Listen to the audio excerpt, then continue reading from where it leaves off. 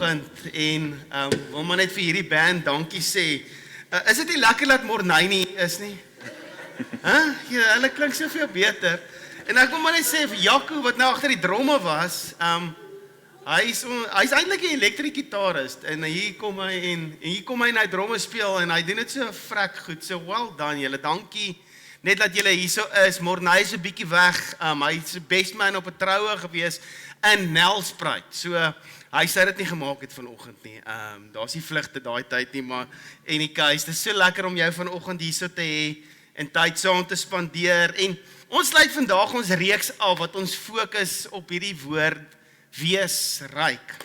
Nou, hoekom doen ons dit? Ons wil fokus juis op hierdie tyd van die jaar waar ons net vir onsself wil so bietjie bymekaar trek, net sê ons is ryker as wat ons dink ons is. Want om ryk te wees beteken jy's op 'n plek waar jy meer as genoeg vir jouself het, van jou tyd, van jou skatte, jou talente. Jy het meer as genoeg van dit vir jouself en die Here kom dring ons om te sê, hoor ek wil nie jy moet bymekaar maak net vir jouself nie. Ek wil nie jy moet suiwig wees met jou tyd en met jou gawes nie. Ek wil hê jy moet dit uitdeel vir mense. Ek wil hê jy moet dit deel met ander op die einde van die dag. En ons het in die laaste paar weke gekyk, ek moet dalk net hierdie ding aansit. Wat ons gekyk het net na hierdie woord wat Paulus vir Timoteus in 1 Timoteus 6:18 sê hy, julle moet julle geld gebruik. Nou, ons kan daai geld vat en sê dit is geld, maar ons moet sê ons moet ons tyd gebruik, ons moet ons talente gebruik, ons moet ons gawes gebruik om goed te doen, om ryk te wees in goeie dade en ruim gee vir die wat in nood is. Julle moet altyd gereed wees. Hier is die woord, julle moet altyd gereed wees om te gee wat God aan julle gegee het, om dit uit te deel. En elkeen van ons sit op 'n plek wat ons net sê, okay Here, maar dit is 'n groot challenge, want van ons is op 'n plek wat ons net sê, hoor ek het nie veel om te gee nie, wat het ek om te gee? Dan kom die woord en hy sê, jy het iets om te gee. En as ek net daaraan dink, ek het in my, soos wat ons gegaan het deur hierdie reeks het ons begin om te gesels oor ons finansies, en hoe wat die Here op ons dring, om dit wat ons boon behalwe, dit wat ons normaalweg gee. Wat is dit wat ons kan insaai? En ons het begin om so 'n bietjie te sê, hoorie, dit is die manier hoe ons wil gee. Finansieel, met ons tyd, met ons talente, met ons gawe, ons wil uit 'n dankbare hart uit ons self positioneer. Dit beteken jy sit jouself op 'n plek, jy positioneer jouself vanuit 'n dankbare hart om te sê, Here, U het my geseën. Ek het iets om te gee en daarom gaan ek daarvan uitdeel, of om op 'n plek te wees waar ek vanuit iets wat my hart breek. Wat jy dinge sien het in jou samelewing, wat jy net sê, Here, maar ek wil graag daar betrokke raak met my tyd, my skatte, my talente, en dit breek my hart. En ons is almal dankbaar. Meeste van ons in die gemeente is dankbaar. Almal van ons is dankbaar. Maar en dit is hoekom ons gee, dit is hoekom ons besig is om 'n gemeente te bou. Maar daar's iets in ons samelewing wat net ons harte gebreek het, en ek verwys julle weer na Kula, ons development group, saam met wie ons hande vat.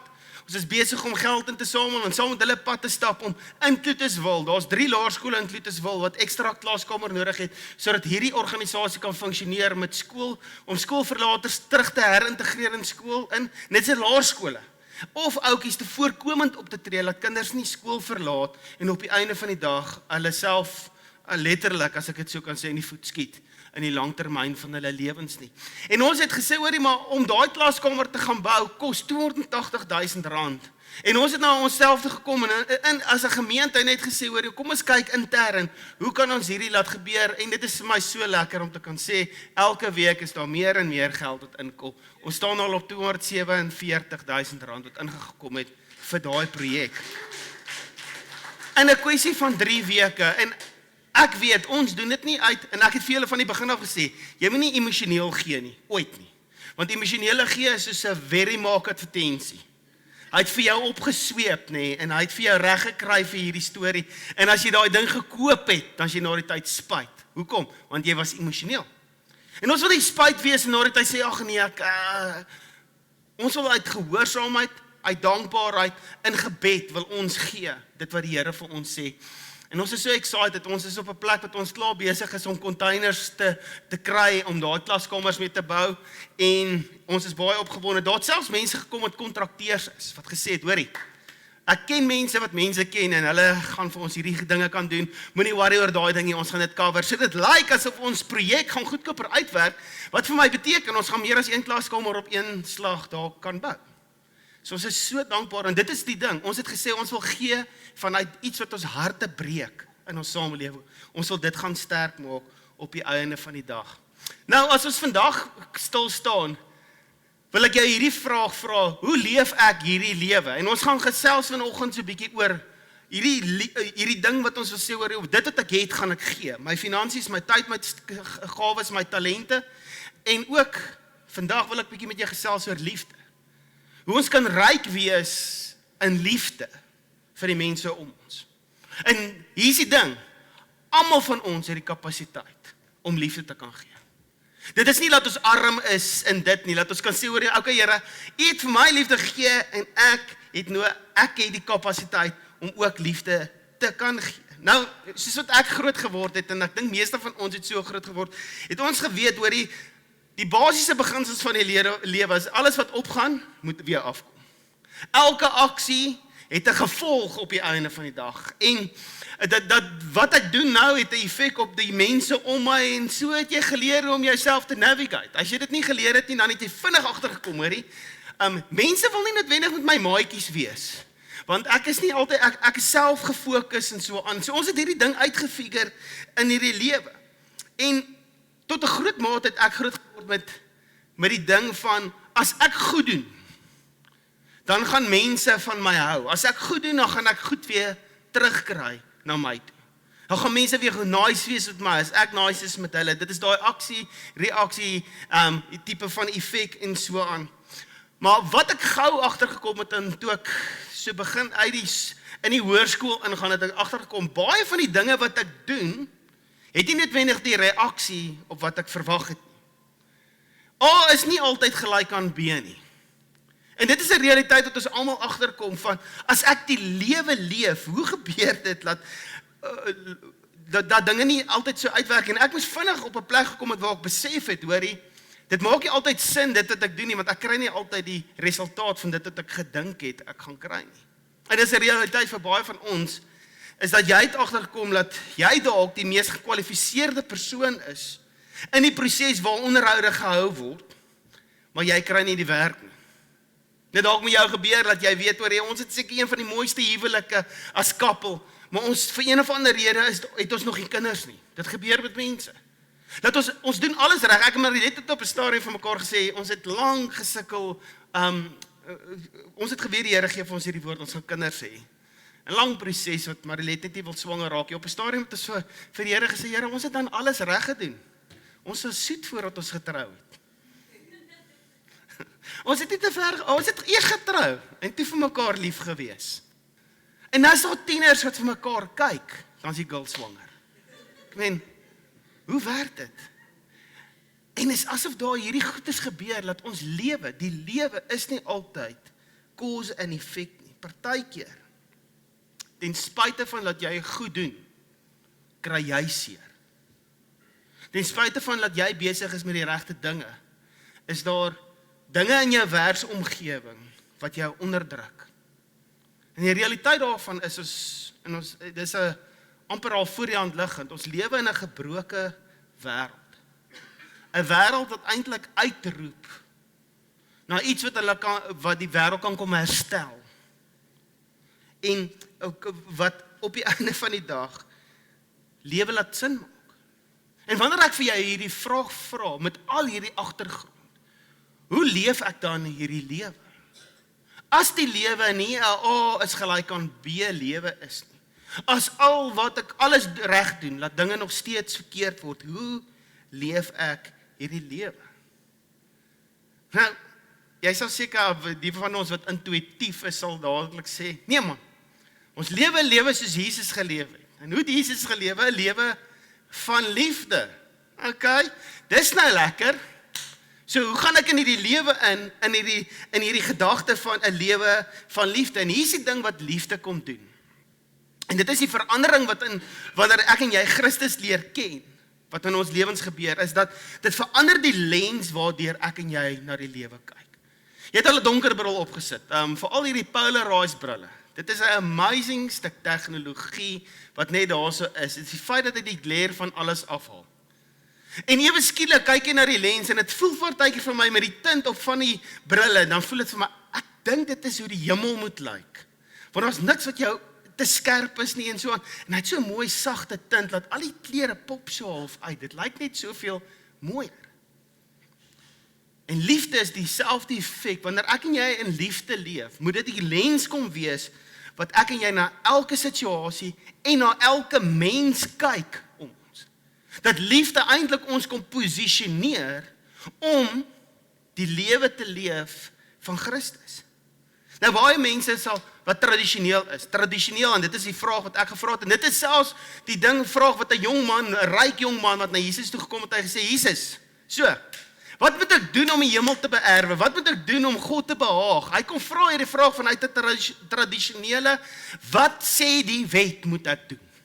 Geef vir my die lysie, wat moet ek doen? En as ek dit nou doen, dan hoop ek hier, dan weet ek, okay, ek moes na my kant gebring, dan gaan dinge moes nou uitwerk.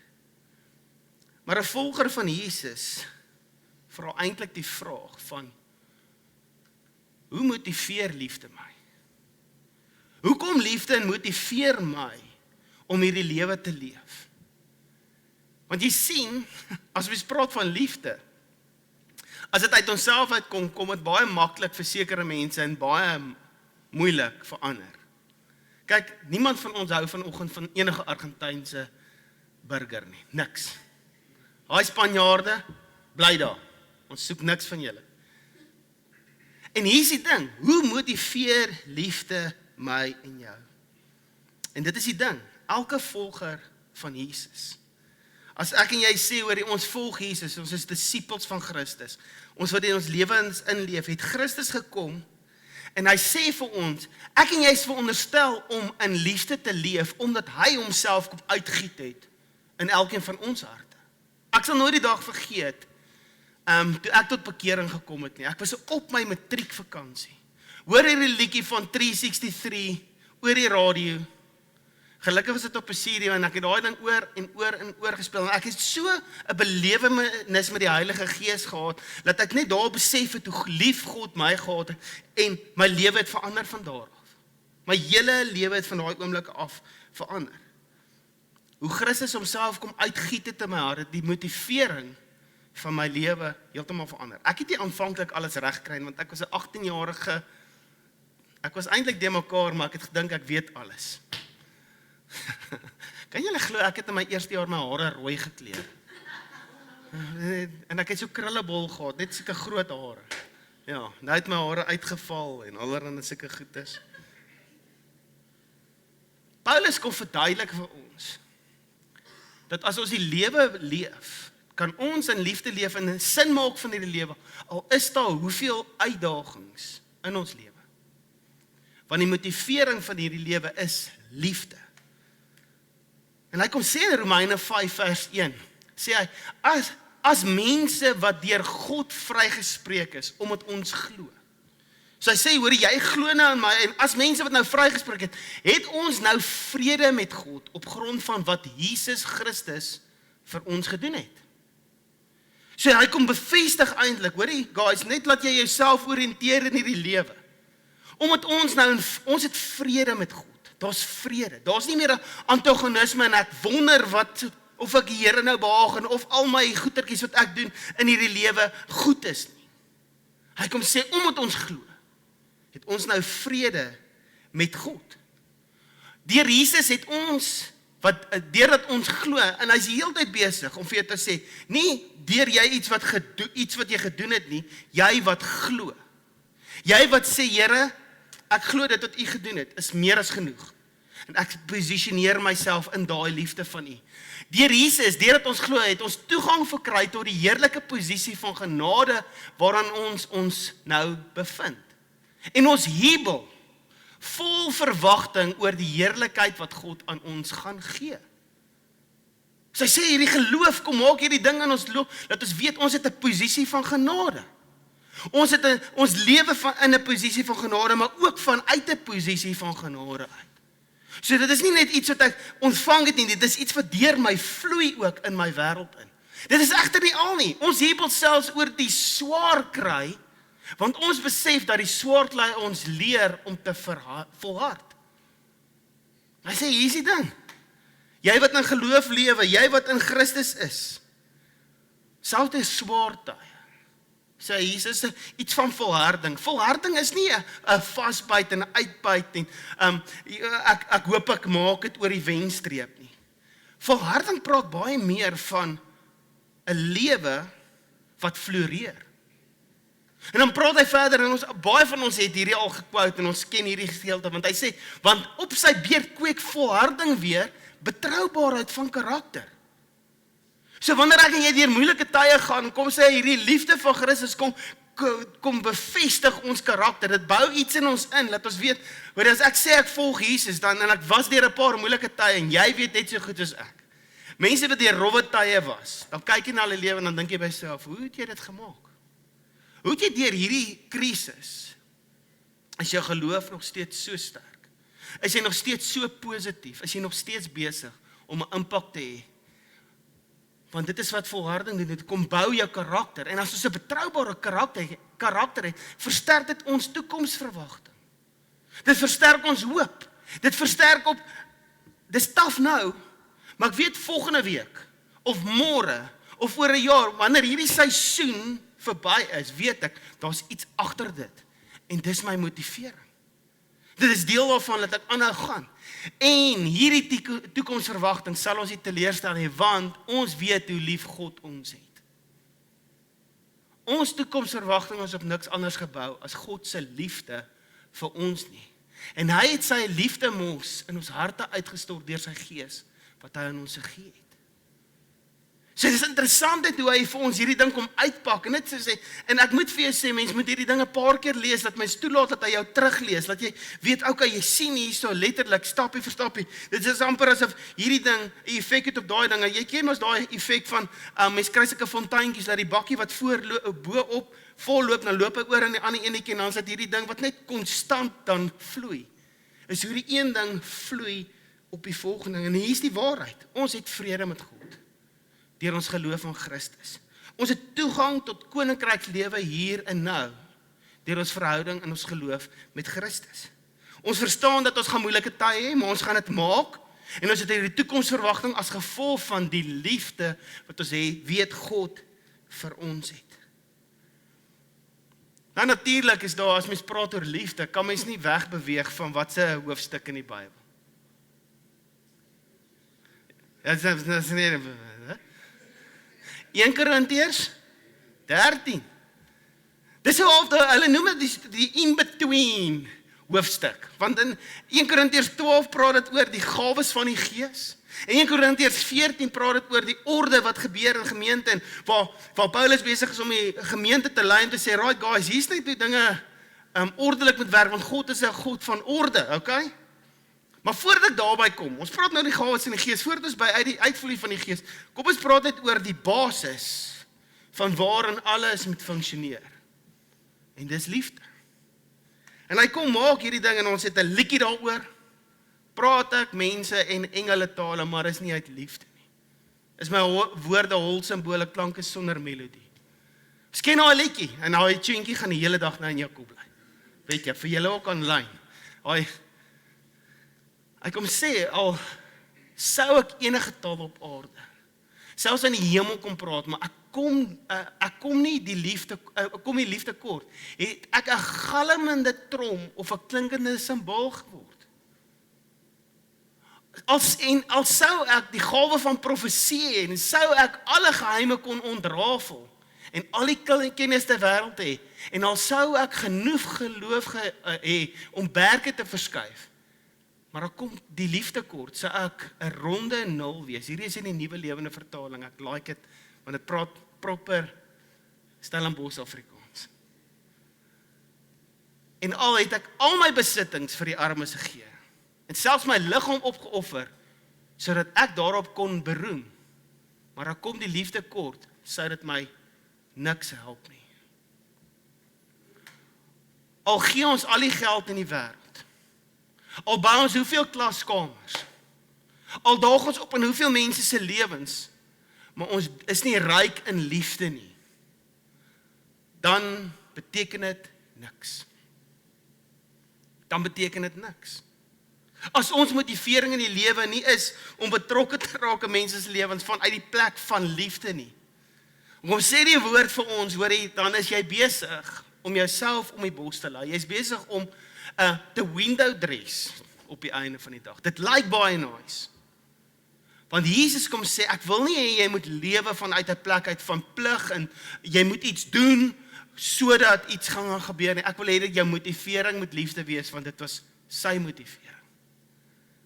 En dan natuurlik gaan hy aan en hy bring en hy sê, hierdie liefde bring 'n kultuur in hierdie wêreld in, wat die wêreld op sy kop draai.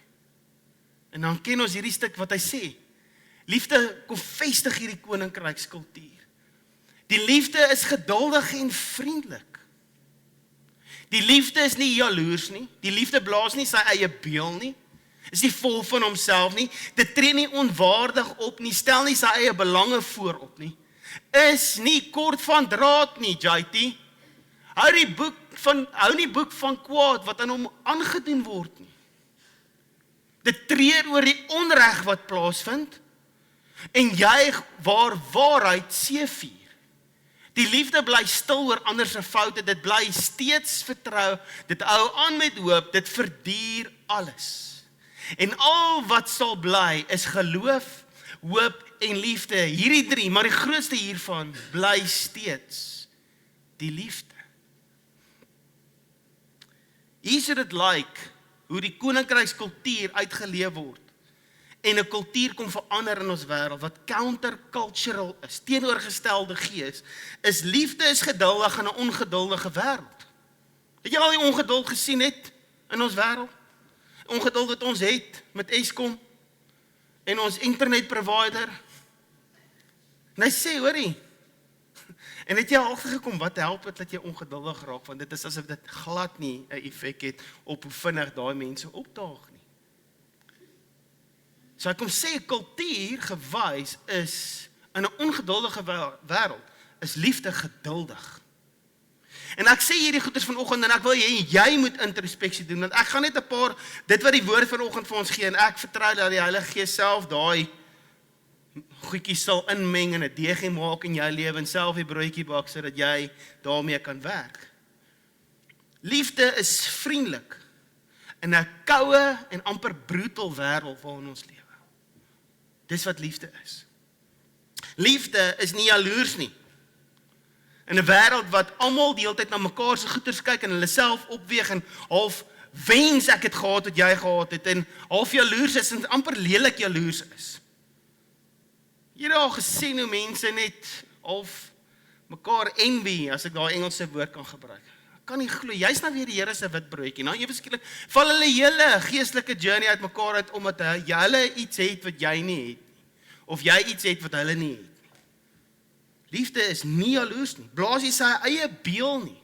En hoe windy is ons wêreld vandag? Almal sê ja, maar kyk wat het ek gedoen, kyk wat het ek gedoen. Liefde is nie op 'n plek waar hy sê kyk wat het ek gedoen nie. Dis op 'n plek waar hy sê hoor ek is ook nie trots nie.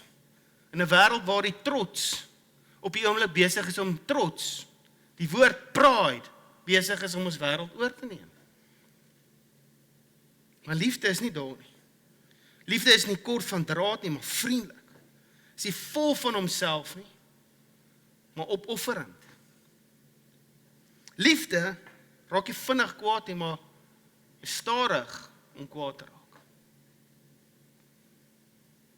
Liefde hou nie boek van die kwaad nie.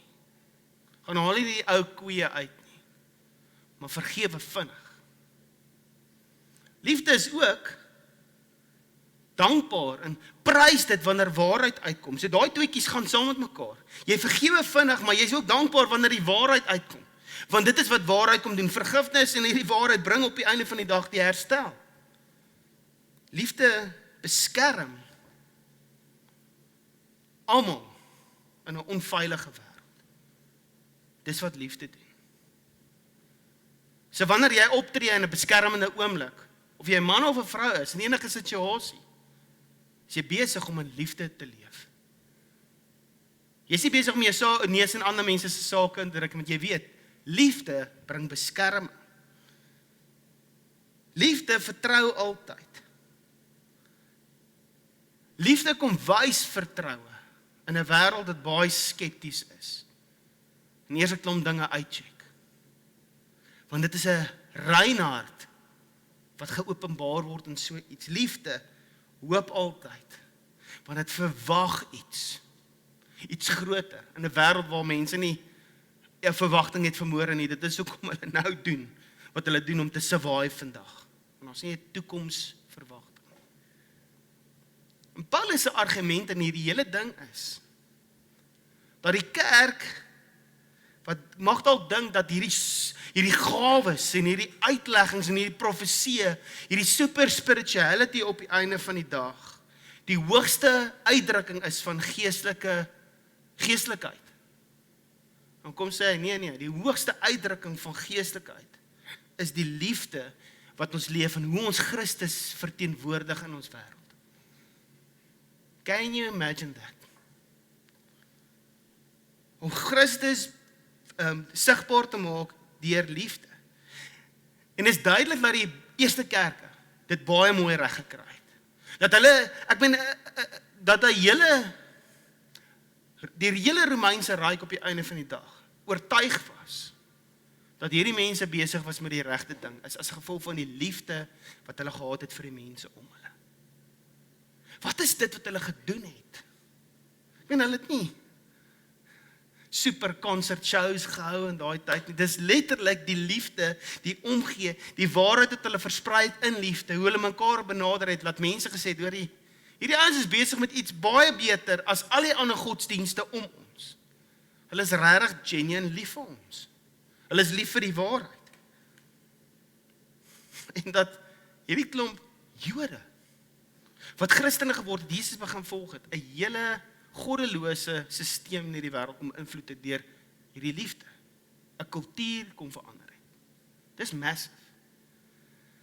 Daar's 'n boek wat ek gelees het van Andy Stanley, wat die boek se naam is Irresistible, waar eintlik die vraag vra, wat het die kerk so onweerstaanbaar gemaak toe hy net begin het?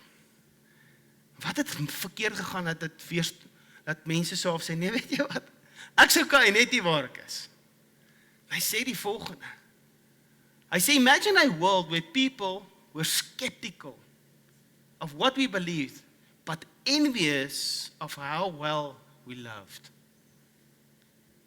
Laat mense se uitgangspunt amper is, ek is skepties oor wat jy glo, ek is nie heeltemal seker of daarmee saamstem nie, maar, man, ek stel belang om te hoor wat jou storie, want die manier hoe jy hulle lief het, is fascinerend.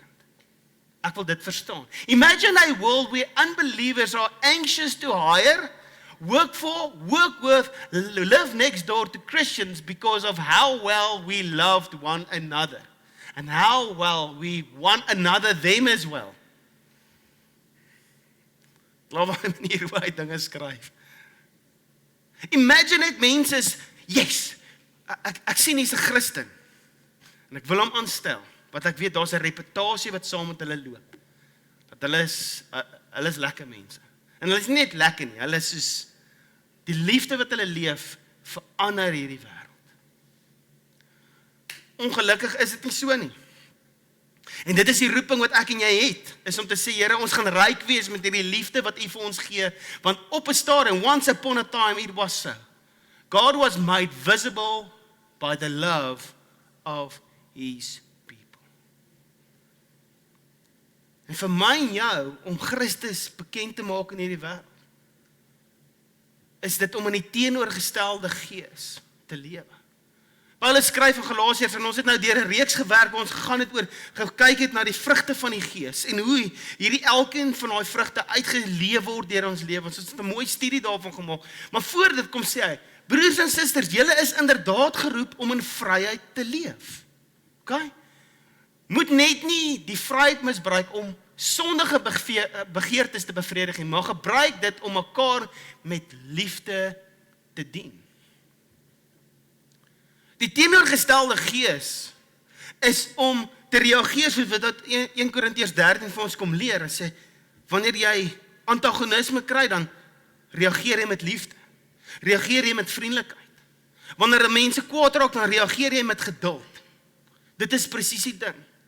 En weet jy wat, ek is van die opinie dat dit seker die begin is van die grootste geestelike oorlogsvoering wat ek en jy mee kan besig wees. Want dit is presies wat die vyand wil doen. As hy wil jou so half versoek om emosioneel te reageer in situasies. Ek weet nie van julle nie, maar ek kyk so 'n bietjie wat aangaan in die Amerikaanse politiek. Want dit is vir my fascinerend hoe hierdie twee kandidate daar funksioneer. En een ding wat ek kan sê in die laaste debat is dat daai vrou vir Donald Trump geversoek deur 'n klomp stupid goeters te sê en toe raak hy emosioneel en toe smash hy sy hele debat op. OK? Die teenoorgestelde gees reageer nie so nie. Die teenoorgestelde gees reageer presies in die teenoorgestelde rigting as wat hierdie impuls nou vandaan kom. Ek sê vir julle nou, om in die teenoorgestelde gees op te tree is waar mense disrespekvol teenoor jou is om in die teenoorgestelde gees op te tree. Geestelike oorlogsvoering. Wanneer daar iets in jou lewe gebeur en jy moet iemand vergewe, maar jy het die volste reg om 'n ding teen mense te hou, maar jy tree op en sê ek gaan hulle vergewe, ek gaan hulle vryspreek. Ek gaan nie hierdie las op my skouers dra nie, want dit gaan my moeg maak. Geestelike oorlogsvoering. Wanneer jy lief is vir jou man en wanneer jy lief is vir jou vrou, geestelike oorlogsvoering. Want die vyand haat die huwelik. En alles die impuls in ons wêreld is om te sê, hoor jy, ons moet mans en vrouens die mekaar opspeel en al die goeders wat aangaan, die kultuur daar buitekant wil juist dit kom doen. Teenoorgestelde gees kom sê, ons gaan in liefde leef. Om jou hand op te steek, wanneer daar nood is. Teenoorgestelde gees. Want dit gaan dalk ongerieflik wees. Ek gaan my naweek moet opgee. Ek gaan dalk met verlof in sit om hierdie ding te laat werk. Maar die teenoorgestelde gees sê, ek gaan dit doen, al is dit vir my ongerieflik. Gerief is wat die trend van die wêreld is. Ongerief is die teenoorgestelde gees van dit. En Here, ek vertrou U daarvoor dat hierdie 'n impak gaan hê. Om in die teenoorgestelde gees op te tree in elke situasie is hoe ek en jy Christus leef in ons wêreld. En hierdie wat ons nou van gepraat het, is die mekaar kultuur. The one another culture. Ons het in die week, ons selgroep, selleiersopleiding, het ons so 'n bietjie deur 'n paar goeters gaan, en Gideon deel toe met ons 'n paar dinge van net oor, hoe baie daar staan, wees lief vir mekaar, dien mekaar, sorg vir mekaar, beskerm mekaar, dit is so lysie, van die mekaar konsepte. En hoe ons hierdie wêreld verander, is deur hierdie mekaar kultuur. En in 1 Johannes 4, in vers 12, 20 en 21 staan die volgende, hy sê, niemand het God nog ooit gesien. As ons egter mekaar werklik aanhou lief hê, leef God in ons optrede, en het sy liefde in ons optrede ten volle tot verwesenliking gekom. Hy sê, wanneer ons mekaar werklik aanhou lief hê, sorg vir mekaar, dan het ons God laat verwesenlik in hierdie wêreld, dan is dit asof hy hier is. En ek glo dat iemand het 'n ding gesê, ek kan dit nie onthou nie, ek was ergens in 'n gesprek, wat iemand het gesê het, hoor jy, Jesus is nie meer hier nie, hy is nie meer op aarde nie, maar sy gees is, en juis hier. So hy roep ons, om sy teenwoordigheid te wees. En hier kom 1 Johannes, en hy beskryf dit vir ons so, hy sê, as enigeen wel beweer, ek het God lief, maar 'n broer of suster haat, nou dis 'n sterk woord, maar jy weet wat ek bedoel, jy weet wat Johannes bedoel, verafskie, hulle vermy, nie met hulle praat nie, want daar's een of ander ding, en it's amazing hoe maklik dinge skeef gaan, wanneer jy nie oor 'n ding praat wat in jou hart is nie. As jy sê jy is lief vir God, maar 'n broer of suster haat, is so 'n persoon 'n leenaar. Want as ons 'n broer of suster wat ons elke dag sien, nie lief het nie, kan ons mos nie vir God lief hê wat ons nie kan sien nie. Hy's besig om hier so half met ons te praat en hy sê, guys, kom ek praat met julle, want julle vang nie julle ding. Dit voel vir my amper hy praat so met 'n kind. Hy sê, hoe kan jy sê jy is lief vir God, wat jy nog nooit gesien het nie, maar jy hou nie van die mense om jou nie. Jy's nie besig om daai liefde uit te leef waarmee jy kan ryk wees nie. Hierdie opdrag het ons van hom ontvang. As ons God lief het, moet ons ook ons broer en suster lief hê. Verbeel jouself 'n wêreld waar mense nie krities is oor wat ons glo nie, maar so half verwagting na ons kyk oor hoe ons gaan lief hê. Hulle kan ook krities wees oor wat ons glo, waarvoor ons staan, maar hulle is so op 'n plek om te sê, maar ek kan nie wag om te sien hoe jy jouself uitleef nie. Dit het op 'n stadium het dit gebeur. En ek dink dit kan weer gebeur. As ek en jy bereid is om te gaan ryk wees, om ryk te wees met ons die liefde wat ons ontvang het, dan glo ek, gaan ons wêreld verander. In 'n plek waar God werklik regeer. Nie net in die individue se harte nie, maar in die hele Romeinse ryk waarin ons op die oomblik leef.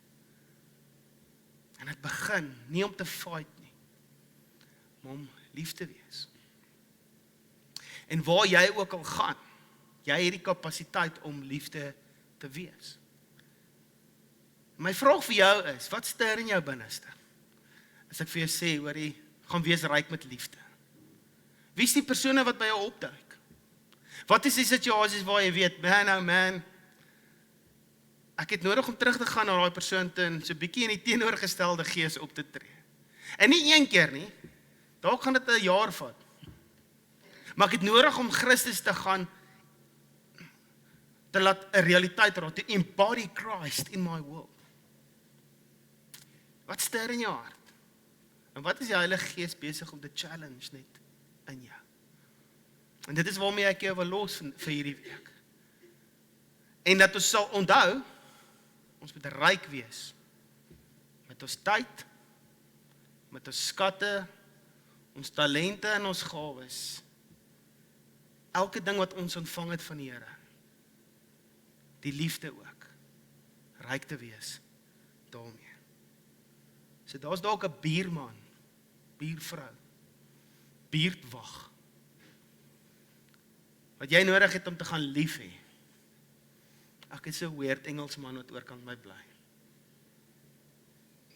Hy's net vir my, everybody, jy's mos iemand is ergens as jy iemand se weirdo, en hy's my weirdo, ek soek sy weirdo. Toe was daar intrek, toe sê hy vir my, in hierdie straat kuier ons nie eintlik by mekaar nie, we keep to our own, hè? En I'm like, whatever. En ons het hulle 'n paar straatbraaie gehou, reg voor sy huis. En hy het nie opgedaag nie. Hy het daarom gesien, weet jy, ons doen dinge anderste. We do not keep to ourselves in the street, hè? We do not do that. En dis die vraag, hoe is ons lief vir ons bure, vir ons kollegas, vir ons kinders se vriende, vir ons familie? Hoe is ons lief vir die mense in ons dorp? Hoe is ons lief vir ons munisipaliteit? Jy weet, dit is interessant net hoe negatief mense altyd kan wegkruip agter een of ander Facebookblad of 'n ding en verskriklike lelike goeters kan sê oor enige staatsinstansie. In steede van om die vraag te vra, hoor, maar hoe kan ek die oplossing wees tot daai probleem? En dis wanneer mense daai vrae begin vra, wat ons sien magic gebeur. En dis die roeping wat die Here vir ons kom gee. So, jy het 'n bietjie dinkwerk en bidwerk en gehoorsaamheid om te gaan gebeur. En ek wil graag saam met jou bid, soos wat ons so afsluit vanoggend. So Vader, dankie. Jesus, dankie vir die liefde wat U in ons harte kom instort het. Dankie vir die liefde wat ons op 'n plek kom plaas het, waar ons in vrede met U kan leef, waar ons kan leef in vryheid, en hoe U ons kom sê, die vryheid wat jy ontvang het, moenie dit mis nie, moenie dit misbruik nie. Vader, laat ons nie self gefokus en self gesentreerd sal raak nie, laat ons juis gefokus sal wees op dit wat U deur ons lewens wil kom vestig. En ek bid vir ons elkeen van ons situasies lyk anders te Vader. Elkeen van ons lewens, plekke waar ons is, like anderste. En ons het nodig om regtig net te weet, Vader, hoe U dinge wil doen deur ons. Kom wys ons die mense. Kom wys ons die situasies waar ons in die teenoorgestelde gees moet optree. En ons regtig die mekaar konsep net moet gaan uitleef. Om te versorg vir mekaar. En liefde hê, mekaar lief te hê. Mekaar te beskerm. Mekaar te versorg. Mekaar kos te gee. Mekaar tyd te gee. Mekaar gesprek te gee. Vader, waar daai dinge ook al moet gebeur, kom wys ons hoe die liefde lyk elke liewe dag hier en nou. Dankie vir dit, wat U kom ster in ons binneste. In Jesus naam bid ons dit.